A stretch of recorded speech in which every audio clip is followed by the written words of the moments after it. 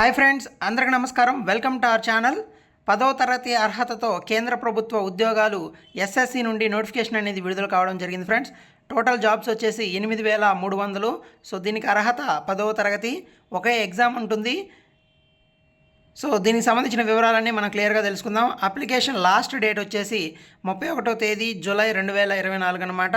So మనకి exams వచ్చేసి October, November 2024లో జరుగుతాయి. సో షెడ్యూల్ అనేది ఇవ్వడం జరిగిందనమాట. తర్వాత దీంట్లో 2 రకాల కేటగిరీ జాబ్స్ అనేవి ఉన్నాయన్నమాట. మల్టీ టాస్కింగ్ స్టాఫ్, అది నాన్ టెక్నికల్ స్టాఫ్ అనమాట. సో అదేవిధంగా హవాల్దారు, ఈ 2 రకాల జాబ్స్ అనేవి ఉండడం జరిగింది ఇందులో.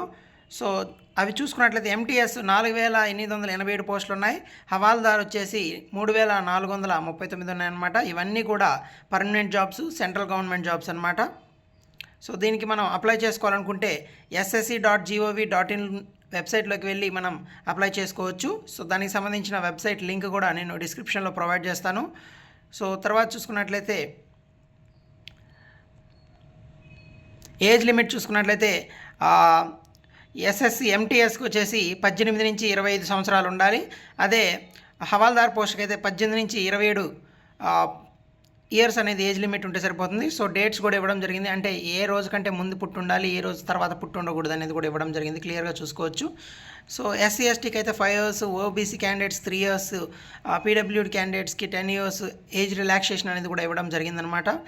సో మనం తర్వాత డీటెయిల్స్ కానీ పరిశీలించినట్లయితే మనకి ఎగ్జామ్ అనేది ఒకే ఎగ్జామ్ అనేది ఉంటుందన్నమాట. సో దీనికి సంబంధించి క్వాలిఫికేషన్ వచ్చేసి 10th క్వాలిఫికేషను. సో 1వ తేదీ 8వ నెల 2024కి మీకు 10th అనేది సర్టిఫికేట్స్ అనేది వచ్చి ఉండాలన్నమాట. మీరు పాస్ అయి ఉండాలి ఆ డేట్కి. సో మనకి అప్లికేషన్ ఫీజు చూసుకున్నట్లయితే 100 రూపీస్ అనమాట. మనకి ఎగ్జామినేషన్ సెంటర్స్ కూడా మనకి దగ్గరలో మన ఆంధ్రప్రదేశ్, తెలంగాణలో ఉన్నాయన్నమాట. చీరాల, గుంటూరు, కాకినాడ, కర్నూలు, నెల్లూరు, రాజమండ్రి. సో ఈ విధంగా సెంటర్స్ అనేది మనకి దగ్గరలో ఇవ్వడం జరిగింది. తర్వాత చూసుకున్నట్లయితే మనకి exam Telugu, English, Hindi, so మన ఓన్ లాంగ్వేజ్లో కూడా మనం ఎగ్జామ్ అనేది రాసుకోవచ్చు. సో ఎగ్జామ్ ప్యాటర్న్ చూసుకున్నట్లయితే 2 సెషన్స్ ఉంటాయి. సో ఒక్కొక్క సెషన్లో 2 సబ్జెక్ట్స్ అనమాట. ఫస్ట్ దాంట్లో numerical and mathematical ability, reasoning ability and problem solving 20 questions ఉంటాయి, 60 మార్క్స్.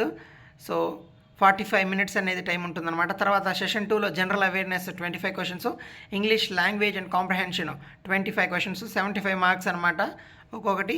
అంటే ఫస్ట్ దాంట్లో సెషన్ 1కి నెగిటివ్ మార్కింగ్ లేదు, బట్ సెషన్ 2కి మాత్రం నెగిటివ్ మార్కింగ్ ఉంటుందన్నమాట, 1/3. అంటే మనకి ఒక క్వశ్చన్ 3 మార్కులు కాబట్టి ఒక తప్పు పెడితే 1 మార్క్ అనేది మీకు పోతుందన్నమాట.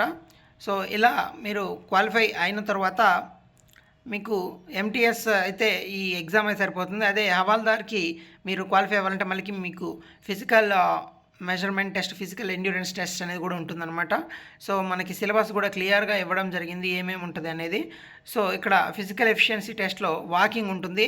1600 మీటర్లు 15 నిమిషాల్లో మనం వాకింగ్ చేయాల్సి ఉంటుంది అనమాట. అదే ఫీమేల్ పర్సన్స్ అయితే 1 kilometer వచ్చేసి 20 minutesలో వాళ్ళు వాకింగ్ చేయాల్సి ఉంటుంది. హైట్ కూడా ఇక్కడ ఇవ్వడం జరిగింది. హైట్ వచ్చేసి 157.5 ఉండాలి. చెస్ట్ 81 సెంటీమీటర్లు ఉండాలి. సో గాలి పీల్చినప్పుడు 5 సెంటీమీటర్లు పెరగాలి. గర్ల్స్ అయితే 152 సెంటీమీటర్స్ ఉండాలి. సో ఇది మనకి ఇక్కడ ఇచ్చిన డీటెయిల్స్ అనమాట. సో మీకు ఈ నోటిఫికేషన్ గురించి తెలియపరచడం కోసం మీకు సింపుల్గా అనేది వీడియో చేయడం జరిగింది. సో ఈ వీడియో మీకు ఎంతో కొంత ఉపయోగపడిందంటే వీడియోని లైక్ చేయండి. సో మీ ఫ్రెండ్స్కి అవసరపడుతుంది అనుకుంటే మన వీడియో లింక్ అనేది షేర్ చేయండి. Thank you so much.